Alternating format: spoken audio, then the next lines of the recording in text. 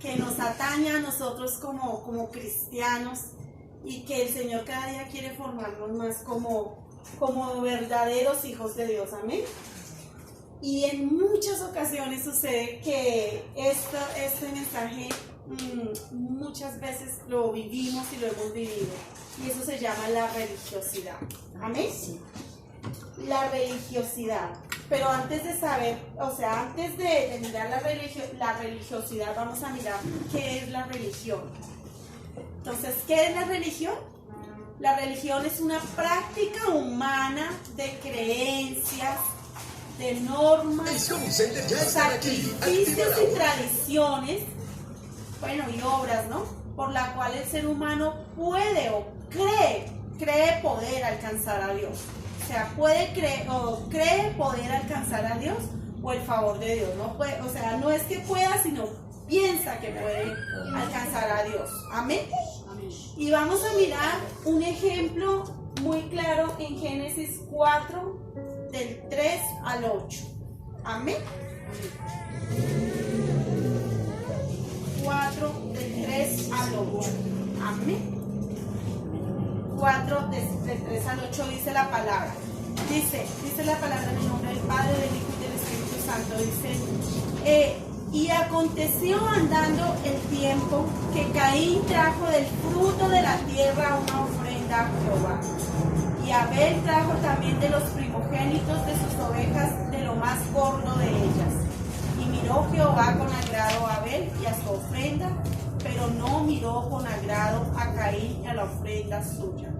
Y se ensañó Caín en gran manera y decayó su semblante.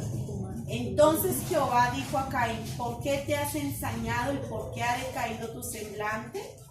Si bien hicieres, no serás enaltecido, y si no hicieres bien, el pecado está a la puerta. Con todo esto, a ti será su deseo, y tú te enseñorearás de él. Amén y amén. Dice que hasta el 8, ¿no? Y dijo Caín a su hermano Abel, salgamos al campo. Y aconteció que estando ellos en el campo, Caín se levantó contra su hermano Abel y lo mató.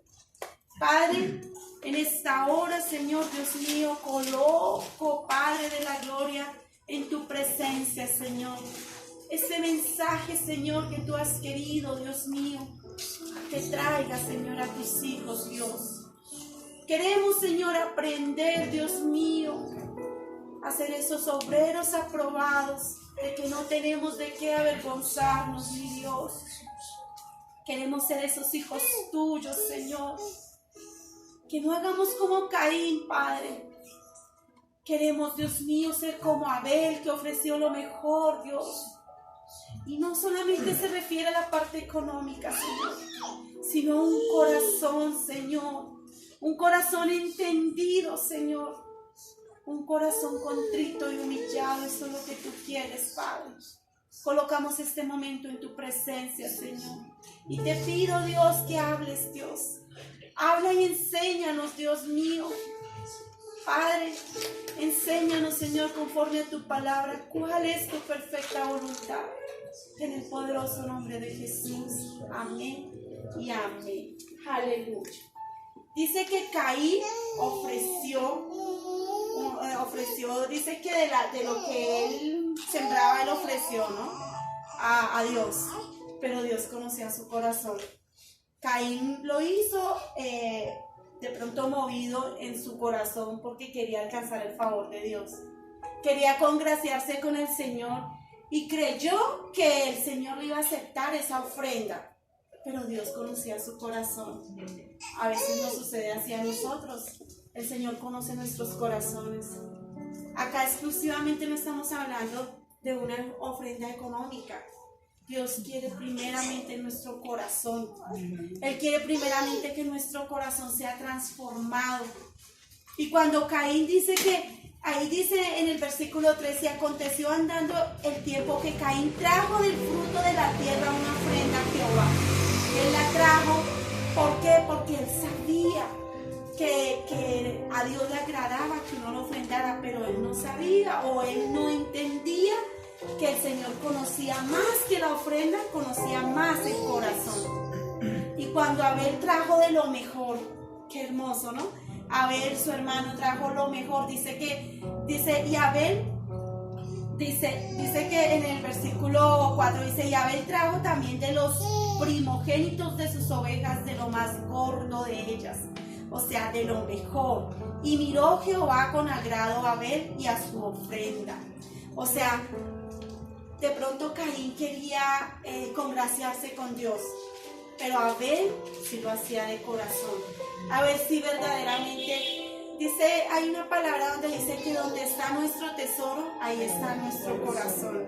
Y cuando nosotros damos con todo nuestro corazón, yo quiero que primeramente entendamos que no solamente estamos hablando acá de la parte económica, sino de de nuestra vida. Cuando nosotros le ofrecemos nuestra vida a nuestro Señor Jesucristo, no nos interesa si tenemos que madrugar a orar, no importa si estamos cansados, si tenemos que levantarnos a estudiar la palabra, no importa si tengo que dejar de mirar una película o una novela por estudiar, por irme a alimentar espiritualmente. No importa todo eso, ¿cierto? Porque Dios mira primeramente mi corazón, más que de pronto el sacrificio que Caín hizo. Caín hizo porque él creía que el Señor no conocía nuestros corazones. Y él le trajo esa ofrenda y creyó que el Señor la iba a aceptar con agrado. Pero ahí en el versículo 5 dice, pero no miró con agrado a Caín y a la ofrenda suya. Y se ensañó Caín en gran manera y decayó su semblante. Ahí salió lo que tenía él, ¿cierto? Porque dice que se ensañó, me imagino que, o sea, por un momento me imagino que, no sé qué palabra le diría a Dios, me imagino, sí, dice que decayó su semblante, me imagino que se puso de mal genio, me imagino que renegó, me imagino que maldijo, o sea, dice el Señor que decayó su semblante, pero el Señor tan maravilloso dice, entonces Jehová dijo a Caín, ¿por qué te has enseñado y por qué ha caído tu semblante? O sea, si hubieras hecho bien, ahí lo dice, si bien hicieres, no serás enaltecido. O sea, si verdaderamente lo hacía de corazón, ¿por qué te pones así? Si el Señor conocía el corazón, ¿por qué? Dice, y si bien hicieres, no serás enaltecido. Y si no hicieres bien, el pecado está a la puerta. Con todo esto a ti será tu deseo y tú te enseñorearás de él. Y precisamente Caín invitó al hermano y dijo, salgamos al campo, ¿no? Y dice que estando ellos en el campo, Caín se levantó, o sea, la envidia de Caín, porque el Señor le agradó la ofrenda que le dio Abel al Señor. Entonces la envidia de Caín, el menosprecio por su hermano, dice que lo llevó al campo y lo mató, lo engañó y lo mató. Y dice, y aconteció que estando ellos en el campo, Caín se levantó contra su hermano Abel y lo mató. Y eso a Dios le dolió, porque Dios es justo. A Dios le dolía y él más adelante dice que él clamaba y él le pedía a Caín, le decía que la sangre de tu hermano, él le clamaba, o sea, el Señor le dolió ver esa injusticia que hizo Caín. Entonces aquí podemos ver que las obras de Caín eran malas, ¿cierto? Caín hizo sacrificio humano, lo que muchas veces hace la religión. La religión se caracteriza por dos cosas, es por las obras y por los sacrificios.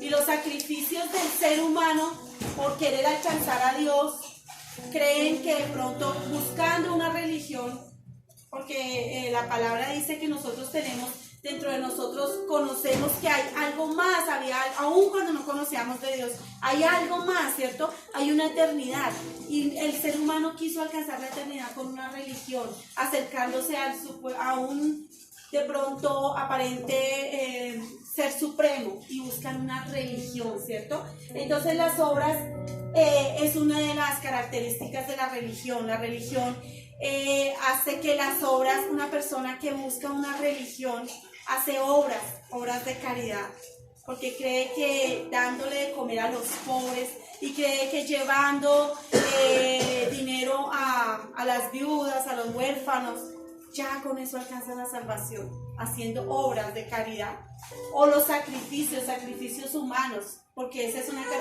característica de la religión, un sacrificio humano. Entonces voy a la iglesia, como antes de pronto nos sucedía antes de conocer a Cristo, íbamos a la iglesia universal y creíamos que yendo cada 8 días haciendo sacrificio, y creíamos que ya acallábamos nuestra conciencia, ¿cierto? Íbamos allá y escuchábamos al cura que nos decía un poquito de palabra y ni siquiera lo escuchábamos, solamente creíamos que con entrar a la iglesia ya estábamos cumpliendo un mandamiento, ya.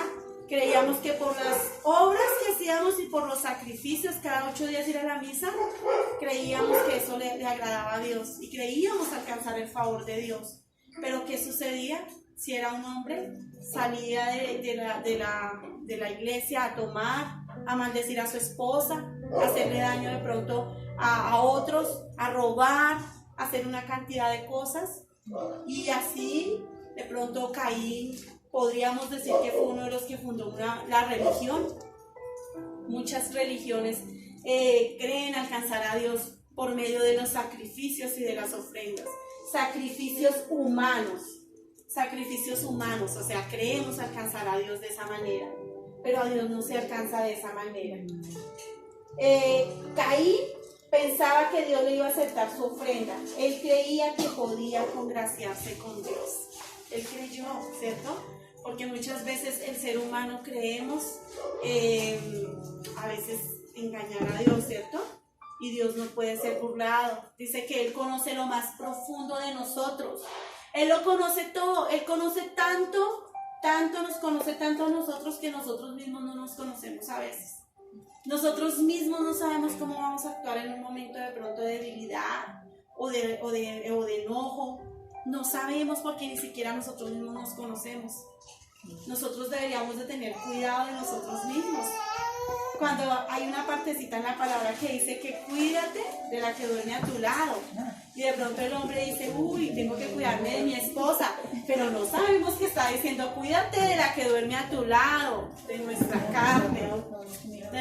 carne misma que nos traiciona. Nuestra misma carne es la que nos hace caer, no es exclusivamente mi esposo, o no es exclusivamente mi esposa, o sea, si es un hombre, la esposa. No, cuídate de la que duerme a tu lado, cuídate de la carne que es la que te va a hacer caer y pecar. Y muchas veces nosotros creemos, ¿cierto? Malinterpretamos las cosas. Desafortunadamente hoy en día hay muchos hermanos en la iglesia de las mismas condiciones. Creen de pronto ir a un culto a la iglesia cada 8 días o cada 3 días, cumplir una actividad que les pusieron, de pronto oración, bueno, cualquier actividad, pero salen a pecar, a hacer lo que no le agrada a Dios, a pelear, a discutir, salen de pronto el hombre, muchas veces hombres que aparentemente son de Dios, a mirar pornografía, a hacer cosas que no le agradan a Dios, y van allá a la iglesia cada 8 días a callar la conciencia. Dios lo conoce todo. Y es donde en algún momento en la palabra, cuando el Señor les dijo a todos aquellos que vendían, estaban vendiendo en el templo, estaban vendiendo y hacían mercadería, y el Señor les volcó las mesas y les dijo, cueva de ladrones, ¿cierto? Al Señor le dolía.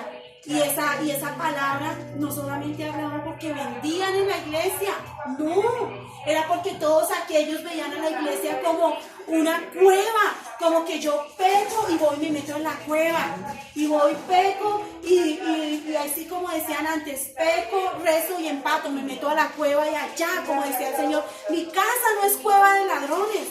O sea, ¿por qué pecan y cada vez que van a la iglesia creen ser santos y nomás les falta las alas? Pero realmente, ¿dónde está la santidad?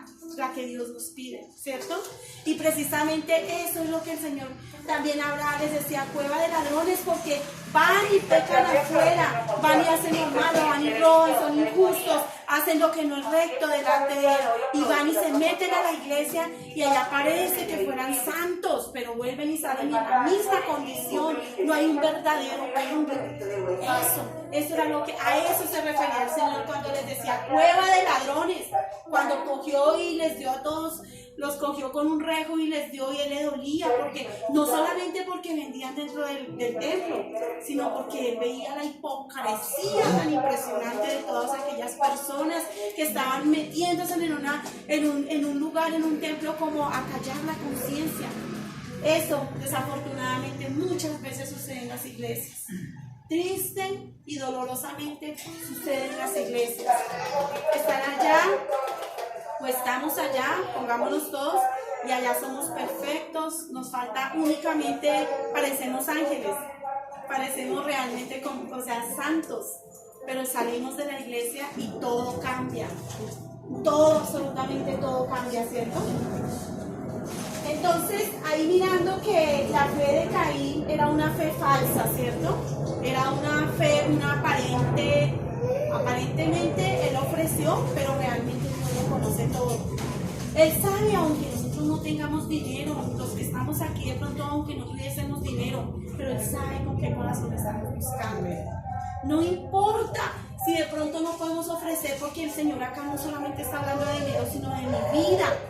No importa si de pronto yo vengo aquí con mi corazón contrito y humillado, a Dios le agrada más que si yo viniera y trajera 5 millones de pesos a la ofrenda y mi corazón estuviera lleno de odios, de resentimientos, de ira, de una cantidad de cosas. El Señor no le agradaría esa ofrenda. Él lo conoce todo. Por eso a Dios no le podemos engañar. Por eso a Él le agradó la ofrenda de Abel, porque la ofrenda de Abel se manifestaba en una vida justa, una vida íntegra, una vida santa, que es lo que Dios quiere para nosotros. Dice, sin santidad nadie verá a Dios. Y eso es lo que Dios quiere de nosotros, que nos santifiquemos cada día más, que le busquemos, que busquemos su palabra, que aprendamos y que cada día nos santifiquemos. Dice, santifíquese, dice, sed santo porque yo soy santo, dice el Señor, que seamos santos. Él estuvo acá en la tierra como hombre, y aún como hombre fue santo, no pecó, aún como hombre. ¿Por qué? Porque Él vino como hombre, porque hace 8 días lo mirábamos que el cuerpo, Él recuperó ese cuerpo para nosotros. Pero ¿por qué vino como hombre? Porque Él quería mostrarnos a la humanidad que sí se puede, que se puede vivir en una vida santa, que ninguno de los seres humanos vamos a ser completamente santos, porque no lo vamos a hacer, pero que el Señor, por eso dice la palabra, el Hijo de Dios o los hijos de Dios no practican el pecado, porque la simiente de Dios está en nosotros y no podemos pecar. O sea, pecamos, pero nos arrepentimos inmediatamente. Dice, el que practica el pecado es del diablo, dice la palabra. Y entonces tenemos que entender que cuando Dios nos enseña todo eso, lo hace precisamente cuando Él vino a la tierra y se metió en ese cuerpo y fue 100% hombre como también 100% Dios. Él precisamente lo hizo para enseñarnos que sí se podía vivir en una vida santa, una vida recta como Él la vivió. O sea, Él siendo cuerpo vivió y mire, y fue a la muerte y muerte de cruz. ¿Por qué? Porque Él dijo siempre la verdad. Si Él hubiera dicho cuando le dijeron, usted es el Rey de Reyes, se hubiera podido decir no, para que no lo mataran. Pero Él dijo sí, y lo mataron. Precisamente porque Él decía toda la verdad, Él no mintió.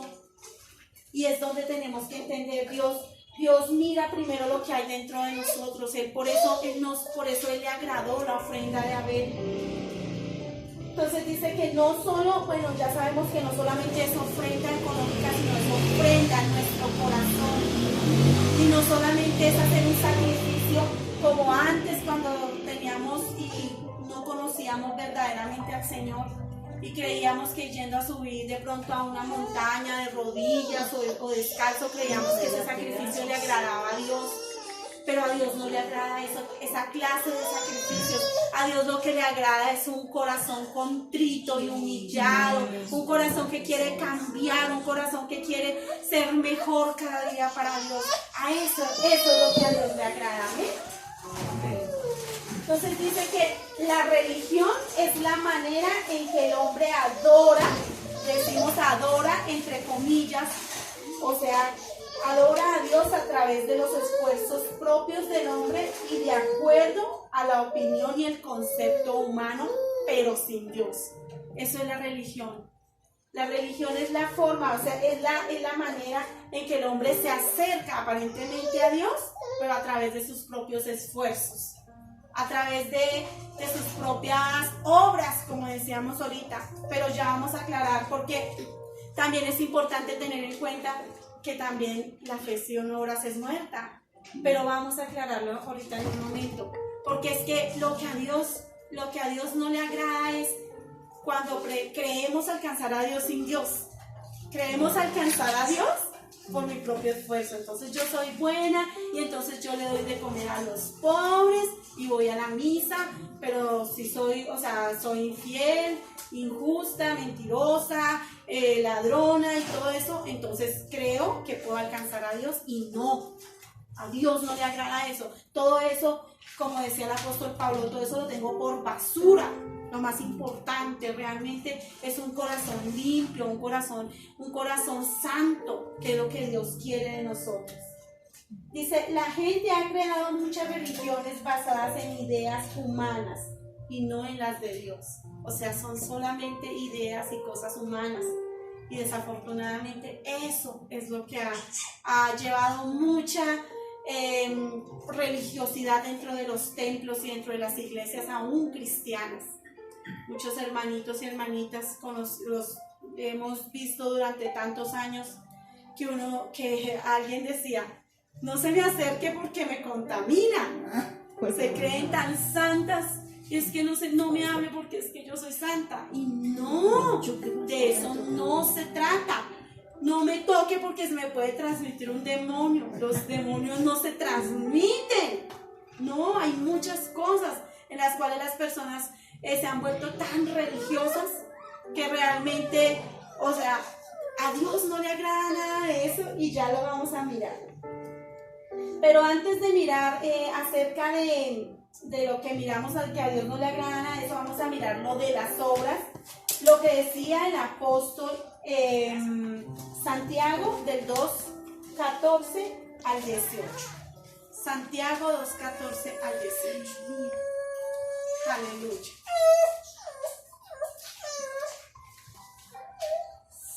Amén. Santiago 2:14 al 18. Dice la palabra de Dios, dice, hermanos míos, ¿de qué aprovechará si alguno dice que tiene fe y no tiene obras? ¿Podrá la fe salvarle? Y si un hermano o una hermana están desnudos y tienen necesidad del mantenimiento de cada día, y alguno de vosotros le dice, id en paz, calentaos y saciaos, pero no le dais las cosas que son necesarias para el cuerpo, ¿de qué aprovecha? Así también la fe, si no tiene obras, es muerta en sí misma. Pero alguno dirá, tú tienes fe y yo tengo obras. Muéstrame tu fe sin tus obras y yo te mostraré mi fe por mis obras.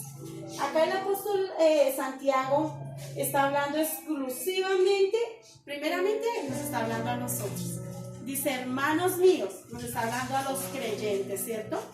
Dice que él acá está diciendo de qué serviría que nosotros dijéramos, ay, pobrecito, tiene necesidad, venga, oro por usted, pero no le comparto algo y lo más, o sea, la persona tiene necesidad porque no tiene que comer y yo tengo mi granero lleno y le digo, pobrecita, vaya en paz. ¿De qué sirve? Dice el Señor, la fe sin obras es muerta. Entonces tampoco nos podemos ir al otro extremo. Tenemos que reconocer que todo extremo es malo y a Dios no le agrada, pues tampoco los extremos. Pero Dios acá de la fe que está hablando es una fe en el amor. Cuando nosotros tenemos y conocemos a Dios, nosotros tenemos la fe en Jesucristo y nuestras obras se ven en el amor, en que obramos en amor, en que si mi hermana o mi hermano está en necesidad, nosotros como iglesia estamos prestos para ayudarle. Y no solamente decirles, por eso dice, ¿de qué aprovecha si alguno le dice, pobrecita, vaya en paz? ¿De qué aprovecha? Dice, la fe sin obras es muerta. Yo no podría decirle solamente eso, sino tendría que decirle, vamos a no solo a orar, vamos a pasar una hoja de vida, vamos a estar orando, o reunamos un mercado, compartamos por un pan. De pronto no nos vamos a hacer cargo porque no podemos, de pronto hacernos cargo de esa familia, pero sí poder ayudar a mitigar un poquitico la necesidad. Eso es lo que Dios quiere. Por eso dice que nuestras obras son en amor, porque precisamente en el obrar en el amor es donde vamos a mostrar que verdaderamente somos hijos de Dios.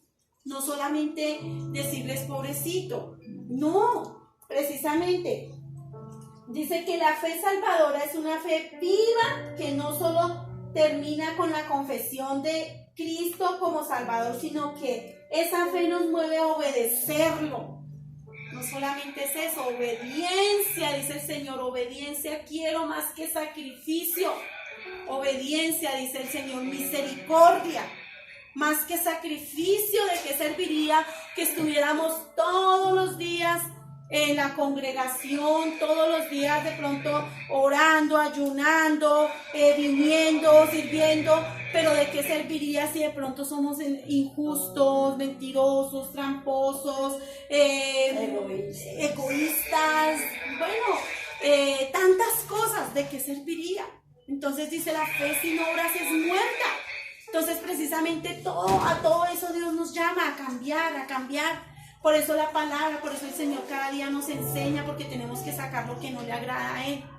Dios, siempre lo he dicho, Dios podría decir, porque Él es Dios, Él es tan perfecto y soberano que Él podría decir, desde hoy ustedes son santos, y nos podría dar la orden de que seamos santos. Pero no, el Señor por eso nos dijo y nos dio libre albedrío. Él no nos obliga, Él es tan caballero que Él nos enseña el camino del bien. Si escogieres pues el camino del bien, estas bendiciones te seguirán. Y dice que seremos bendecidos en todo, pero si no, estas maldiciones también te seguirán. Entonces Dios nos dio ese libre albedrío y Él nos permite que escojamos entre el bien y el mal. Nosotros miraremos qué escogemos, porque Él nos hubiera podido crear como unos robots, a todos por igual, a todos, ninguno peca más. Pero no, Él es soberano y Él quiso que nosotros escogiéramos el camino del bien y el camino del mal. ¿Amén? ¿Amén? Entonces dice, por la fe se acepta a Cristo. O sea, eso dice Pablo, ¿no? Pero Santiago hace referencia a la verdadera fe. Debe ser una fe activa y constante. La verdadera fe debe ser activa. No solamente yo tengo fe y creo, porque la palabra también dice que hasta los demonios creen y tiemblan.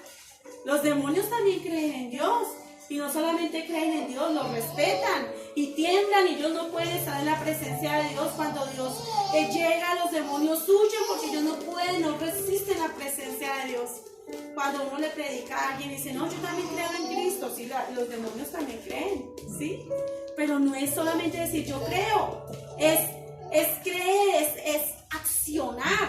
Es como cuando vamos a orar. La oración tiene dos componentes importantísimos, que es ora y acciona, oración. Ahí lo dice, es ese componente. Ora, o sea, dilo al Padre, o sea, háblale al Señor, pero acciona. Porque ¿de qué serviría si yo oro y oro y oro, pero no acciono? Entonces también ahí queda, o sea, la fe sin obras es muerta, no acciono. O cuando alguien dice, necesito un trabajo, y necesita el trabajo, pero se queda en la casa esperando que a ver si de pronto le llega alguien y le dice, necesita trabajo. Tenemos que accionar, tenemos que decir, Dios mío, tengo que pasar esta hoja de vida, la voy a llevar allá. Oro, pero acciono, la llevo. Oro, pero la llevo, la hoja de vida. Y el Señor abre puertas. Pero eso es lo que tenemos que hacer, accionar, obrar en fe. Eso es lo que Dios quiere de nosotros, ¿amén? Entonces dice que la fe sin obras es muerta. Entonces dice, la única fe que salva es la fe que obra por el amor. Ya lo vimos, ¿no? Pero miremoslo ahí en Gálatas 5:6. Aleluya. Gálatas 5:6 dice, porque en Cristo Jesús ni la circuncisión vale algo ni la incircuncisión, sino la fe que obra por el amor. Acá cuando dice que ni la circuncisión ni la incircuncisión, ahí está hablando, recuerda que habían ritos que tocaba llevar y sacrificios y todo eso en ese tiempo que en la ley, y que se tenían que circuncidar y todo aquello. Pero aquí no, el Señor dice que nada de eso tiene valor, lo único que vale, lo único que verdaderamente vale, dice, sino la fe que obra por el amor. Eso es lo que Dios ve, la fe que obra en el amor. O sea, obra, o sea, no solamente lo digo, yo creo en Cristo, sino que no solamente lo decimos, sino que lo vivimos, como lo estamos haciendo aquí. Hermoso este grupo, de verdad que nosotros nos gozamos con mi esposo de ver ese grupo tan maravilloso que Dios nos ha regalado, esa iglesia tan hermosa. Verdaderamente podemos ver que ha sido lavada con la sangre de Cristo. Amén. Ha sido limpiada, porque uno mira esa iglesia que aquí esos miembros todos están preocupados, que si un miembro necesita algo, el otro está aquí, venga, que necesita, aquí estoy. Eso es lo que Dios quiere, una verdadera iglesia. Esa es la iglesia que Cristo compró a un precio alto, a un precio de sangre. No una religiosidad, no todos aquellos sacrificios humanos que creemos y que hacemos y que creemos alcanzar el favor de Dios. No, Dios quiere es un verdadero cambio en nuestras vidas. Amén. Amén. Dice, nunca podríamos permanecer viva la fe por nuestro propio esfuerzo.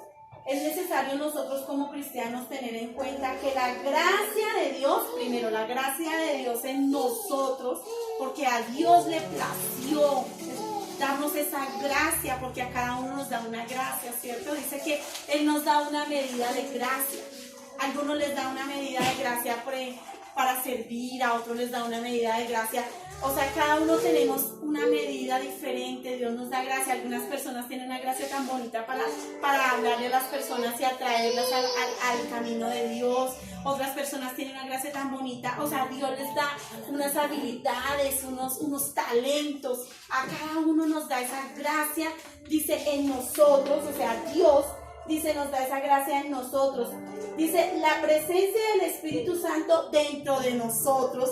Porque sabemos que si hemos nacido de nuevo tenemos al Espíritu Santo viviendo dentro de nosotros, ¿cierto? Porque ya el Espíritu Santo, recordemos que Él no se sale como anteriormente en el Antiguo Testamento, que Él se salía y volvía y entraba porque, o sea, en el Antiguo Testamento era así, pero ya después de Cristo dijo, les dejaré un consolador que estará con vosotros siempre y no los dejará solos. Y el Espíritu Santo vive dentro de nosotros, ¿amén? Dice, y la intercesión de Cristo a favor de nosotros. Cristo intercede por nosotros ante el Padre. Eso lo podemos ver en Hebreos 7:25. Aleluya. Hebreos 7:25. Amén. Dice, por lo cual puede también salvar perpetuamente a los que por Él se acercan a Dios, viviendo siempre para interceder por ellos. Acá está hablando nuestro Señor Jesucristo, siempre está intercediendo por nosotros ante el Padre, ante nuestro Padre eterno. ¿Sí? Entonces tenemos la gracia de Dios dentro de nosotros, el Espíritu Santo, la gracia que nos fue dada, el Espíritu Santo dentro de nosotros y Dios nuestro Señor Jesucristo que intercede por nosotros. Tenemos realmente un tesoro grandísimo como hijos de Dios. Por eso es que dice que obra en la vida del creyente para permitirle responder a Dios por fe y para fe. O sea, nosotros obramos teniendo al Espíritu Santo entre nosotros, teniendo al Padre nuestro Señor Jesucristo que intercede por nosotros. Nosotros obramos en amor hacia los demás, obramos con amor, en sabiduría hacia los demás. ¿Sí? No es un don de nosotros, porque no es porque seamos buenos, ¿sí? Porque siempre lo he dicho, nosotros sin Cristo no somos nada, pero Cristo, Dios y nosotros, Él sigue siendo Dios. O sea, que lo único bueno que nosotros tenemos como seres humanos es a Dios en nuestro corazón y en nuestras vidas. Si no tuviéramos a Dios, no seríamos buenos, seríamos malos. No tendríamos nada rescatable. Por eso el Señor vino y precisamente a rescatar lo que se había perdido. Amén. Dice que las obras son acciones que siguen a la ley real del amor. Ahí en Santiago 2.8 lo dice. Santiago 2.8, donde estábamos anteriormente. Santiago 2.8 dice: si en verdad cumplís la ley real, conforme a la Escritura, amarás a tu prójimo como a ti mismo, bien hacéis. Y también el 15 y el 16 dice, y si un hermano o una hermana están desnudos y tienen necesidad del mantenimiento de cada día, y alguno de vosotros les dice, id en paz, calentados y saciados, pero no les dais las cosas que son necesarias para el cuerpo, ¿de qué aprovecha? O sea, nuevamente lo dice, ¿de qué serviría? La fe sin obras es muerta, ¿cierto? Entonces, la fe en Cristo se demuestra a sí misma en el amor hacia los demás, en el amor hacia los otros. Esa es la fe genuina. Dice, el obrar en amor mantiene la fe viva. Pero me gustaría mucho, y vamos a mirar unas características de las personas religiosas y carnales, para que miremos y podamos cada día identificar realmente quiénes o qué personas pueden ser verdaderamente religiosos. Amén. Y vamos a mirar algunos puntos, vamos a mirar 4 puntos, y me gustaría que el primer punto lo miráramos, que es el orgullo. Dice el orgullo nos hace sentir que somos mejores que los demás. Oh Dios, recordemos que cuando Satanás, el Señor lo lanzó, fue precisamente por eso, porque él quiso ser mejor que Dios. Y precisamente Satanás fue, el Señor dice que él fue hecho en hermosura, acabado él era hermosísimo, el Señor lo amaba, dice luz de él, ¿cierto? Pero él quiso ser más grande que Dios, que el Altísimo, y no solamente quiso ser más grande, sino que se rebeló y convenció a otros ángeles, o sea, él convenció a los ángeles celestiales, y varios se fueron al lado de él, ¿cierto? O sea, a favor de él. Y es cuando él es arrojado. ¿Por qué? Porque se enalteció el corazón de él, el orgullo, ¿cierto? Amén. Miremoslo y vamos a mirarlo. A mí me gusta mucho esta palabra, Lucas 18, 9 al 14. Miremos este ejemplo de un hombre orgulloso. Lucas 18, lo vamos a mirar desde el 9. Amén. Dice, parábola del fariseo y el publicano. A unos que confiaban en sí mismos como justos y menospreciaban a otros, dijo también esta parábola. 2 hombres subieron al templo a orar. Uno era fariseo y el otro era publicano. El fariseo, puesto en pie, oraba consigo mismo de esta manera: Dios, te doy gracias porque no soy como los otros hombres, ladrones, injustos, adúlteros, ni aún como este publicano. Ayuno 2 veces a la semana, doy diezmos de todo lo que gano. Mas el publicano, estando lejos, no quería ni aún alzar los ojos al cielo, sino que se golpeaba el pecho diciendo: Dios, sé propicio a mí, pecador. Os digo que éste descendió a su casa justificado antes que el otro, porque cualquiera que se enaltece será humillado, y el que se humilla será